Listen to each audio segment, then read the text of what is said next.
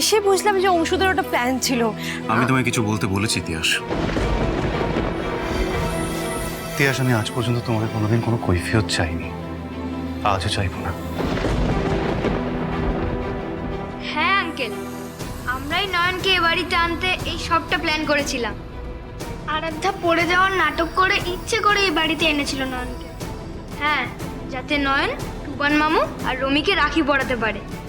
আর মামামের সঙ্গে কিং আঙ্কেলের যে ঝগড়া হয়েছিল সেটা যাতে মিটে যায় এবং তাদের আবার ফ্রেন্ডশিপ হয়ে যায়। খুব ভালো করেছো আরুষোনা, আমি খুব খুশি হয়েছি তুমি এটা করেছো। সবকিছু ঠিক হওয়াতে আমি খুব খুশি হয়েছি। তাহলে আজকে থেকে আর কারোর সঙ্গে ঝগড়া না তো, সবার সঙ্গে সবার ফ্রেন্ডশিপ হয়ে গেল। ইয়েস, আজ থেকে আমি, তিয়াস, অনিরুদ্ধ বাবু আমরা সবাই বন্ধু।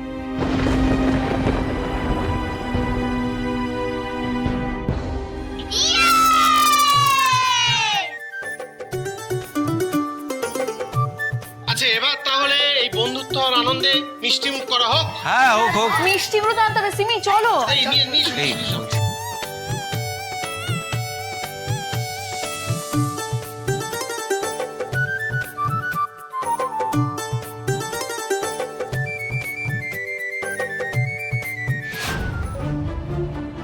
এবার নয়নের থেকে ডিএনএ টেস্টের জন্য স্যাম্পলটা নিতে হবে, কিন্তু সবার সামনে তো কাজটা করা যাবে না। বিশেষ করে ডক্টর মল্লার ব্যানার্জিকে কিচ্ছু বুঝতে দেওয়া যাবে না। নয়ন, একটু শুনবেন প্লিজ?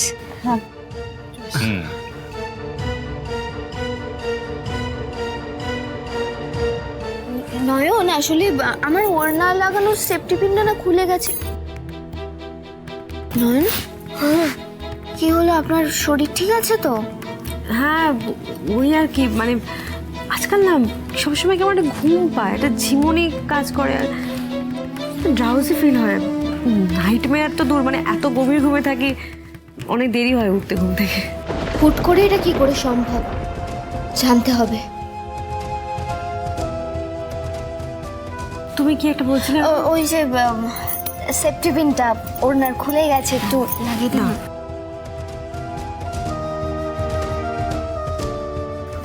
আর একটু নিচের দিকে। হ্যাঁ, একটু ঠিক করে সাইডে দাও সাবটুলটা। হ্যাঁ,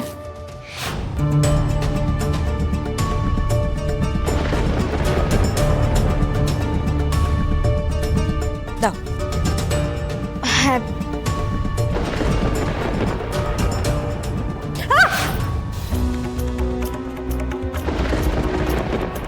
বাবা, দাঁড়ান দাঁড়ান দাঁড়ান।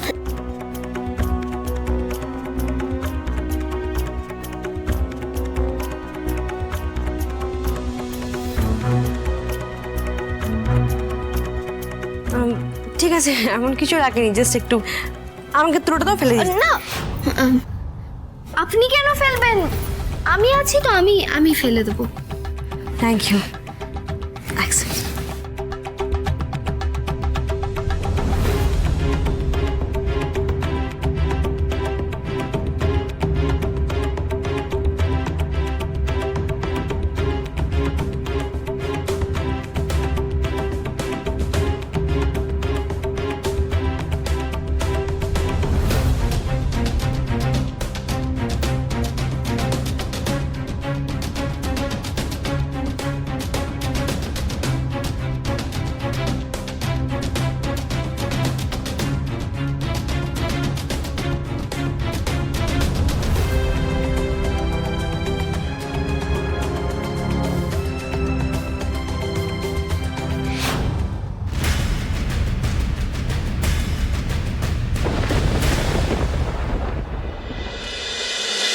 তিয়াস, ও তিয়াস, ও কি ঘরে কেউ নেই কেন?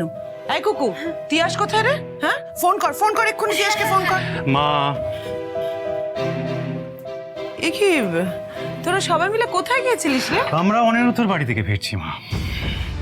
ভালোই হয়েছে তিয়াস আজকে ওখানে গেছিল।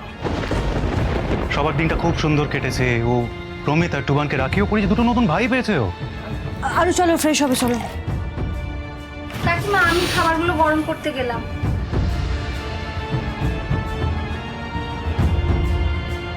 এই মল্লার চ ঘরে চল তো, এদিকে আয়।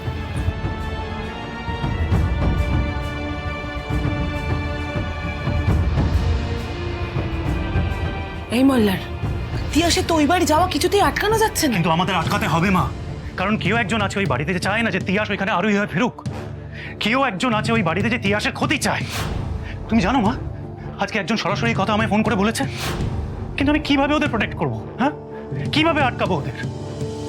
আমি তো তিয়াসকে আর আরুকে জোর করে বাড়িতে যাওয়া থেকে আটকাতে পারি না, কিন্তু আমার কাছের মানুষের ক্ষতি হতে দেখে এইভাবে বসেও থাকতে পারি না।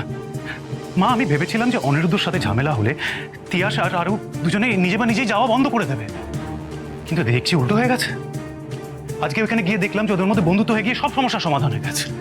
এবার আমি কি করবো মা, আমি বুঝেই উঠতে পারছি না। যতক্ষণ না ওই বাড়িতে কে তিয়াসের ক্ষতি চায় এটা আমি জানতে পারি, ততক্ষণ আমি কি করবো মা, আমি কি করবো? হ্যাঁ রে মল্লার, ফোন করে তোকে কি বলেছে রে?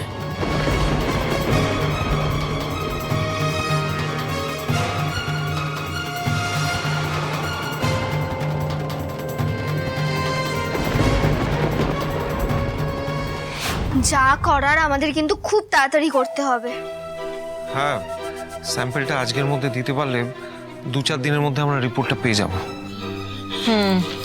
আচ্ছা, আমি কিন্তু সবাইকে বারবার বলছি, বি কেয়ারফুল। অনি যেন এই ব্যাপারে কিচ্ছু জানতে না পারে, কিচ্ছু না। বাবা যাই করো তোমরা দেখে শুনে সাবধানে করো। হ্যাঁ দাদা, এবার তোরা বেরিয়ে পড়। হ্যাঁ, আসছি। হ্যাঁ, হ্যাঁ, সাবধানে যা। আসি বেশি। হ্যাঁ বাবা, কিছু তো একটা করতেই হবে মল্লার। তিয়াসকে ওই বাড়িতে কিছুতেই পা রাখতে দেওয়া যাবে না। ওই অনিরুদ্ধ আর তিয়াসের বন্ধুত্ব শেষ করে দেওয়ার মতো সময় এসেছে।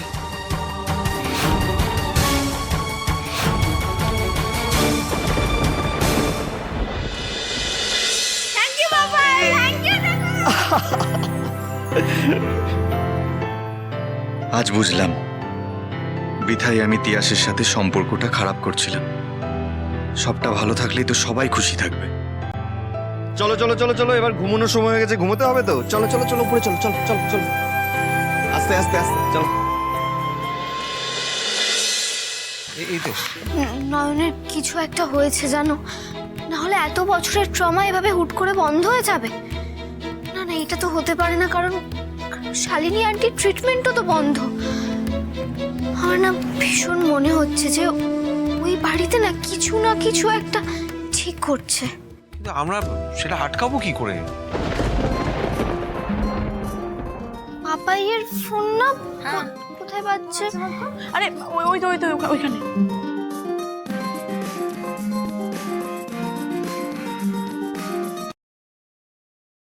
হ্যালো, হ্যালো, হ্যাঁ কে বলছেন? হ্যাঁ বলছি অনিরুদ্ধ বাবুকে একটু জানিয়ে দিতে পারবেন? 10 বছর আগে হসপিটালে যে সিকিউরিটি ছিল তাকে পাওয়া গেছে। সব প্রমাণ মুছে দেওয়ার সত্ত্বেও আমার মনে হয় এখন একটা প্রমাণ বাকি আছে। ওরা যদি কোনোভাবে হসপিটালে পুরনো স্টাফের সাথে যোগাযোগ করে, তাহলে ওরা বুঝে যাবে যে আমি ওই তিয়াসের অপারেশনটা করেছিলাম। কিন্তু তারা তো কেউ নেই এখন। তুই বলেছিলিস শিফট হয়ে গেছে হাসপাতাল, রেকর্ডও সব পড়ে গিয়েছিল। তাহলে হয়তো তুমি ঠিকই বলছো মা, হয়তো সত্যি ওদের সাথে কন্ট্যাক্ট ওরা করতে পারবে না। হয়তো আমি বেশি ভাবছি। কার ফোন ছিল আরু বেটা? 10 বছর আগে মাম্মাম যে হসপিটালে ভর্তি ছিল, সেই হসপিটালের সিকিউরিটির নাম্বার পাওয়া গেছে। ফোন কর তাহলে এক্ষুনি। হ্যাঁ, স্পিকারে দে। হ্যাঁ, দাঁড়াও।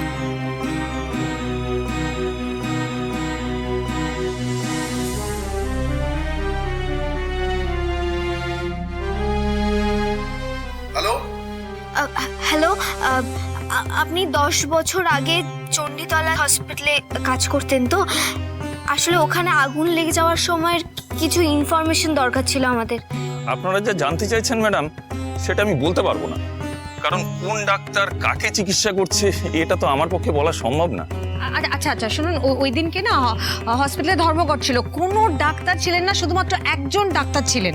ডাক্তারের নামটা তো আমার পুরো জানা নেই, তবে যতদূর ধারণা সেদিন ডক্টর ব্যানার্জি ছিলেন।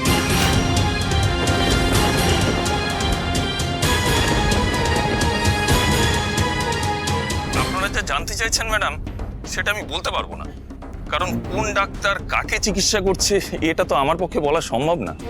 আচ্ছা আচ্ছা শুনুন, ওই দিনকে না হসপিটালে ধর্মঘট ছিল, কোনো ডাক্তার ছিলেন না, শুধুমাত্র একজন ডাক্তার ছিলেন। ডাক্তারের নামটা তো আমার পুরো জানা নেই, তবে যতদূর ধারণা সেদিন ডক্টর ব্যানার্জি ছিলেন।